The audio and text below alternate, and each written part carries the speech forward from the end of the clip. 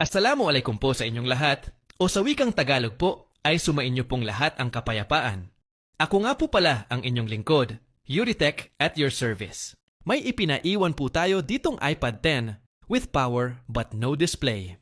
And upon applying our standard operating procedure diagnosis, ay nakumpirma po natin na may display din pala ang LCD pero wala itong ilaw.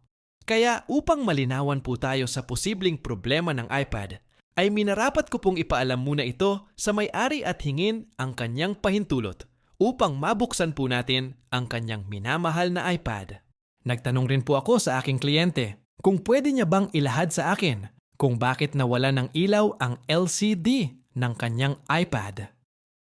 At base po sa kanyang paglalahad ay nalublob daw po ng saglit sa tubig ang kanyang iPad. Dali-dali naman daw po niyang pinatuyo at ibinabad sa bigas ng ilang araw. Ngunit despite of his effort ay hindi na muling umandar o umilaw ang LCD ng kanyang iPad. Ipinaliwanag ko rin po sa aking kliyente na posibleng ang may problema ay ang LCD o ang motherboard at kung sakaling makuha po sa repair ang problema without replacing the LCD ay ganito lang ang kanyang gastos. And if ever na kailangan naming magpalit ng LCD ay paniguradong medyo mapapagastos siya ng malaki. Kami naman po ay nagkasundo sa repair lang ang gagawin. Dahil kung aabot daw po kami sa pagpapalit ng LCD, ay wala pa daw siyang budget pampagawa. At bilang kanyang technician, ay gagawin ko po ang aking magagawa sa abot ng aking kakayahan na makuha sa repair ang problema ng kanyang iPad upang mabawas-bawasan man lang po ang gastos ng aking kliyente. Pagkatapos ko pong baklasin ang LCD, ay tumambad po sa atin ang sunog na FPC connector ng backlight circuit. Nilinisan ko po muna ito ng 99% alcohol upang malinaw po natin makita ang bawat linya at component na posibleng lubos na naapektuhan sa nangyaring short circuit dito sa flex at backlight FPC connector. Kapansin-pansin din po na sunog din po ang backlight flex na kung susuriin po nating mabuti gamit ang microscope ay makikita po natin na may isang connection ang naputol dahil po sa nangyaring short circuit sa backlight area.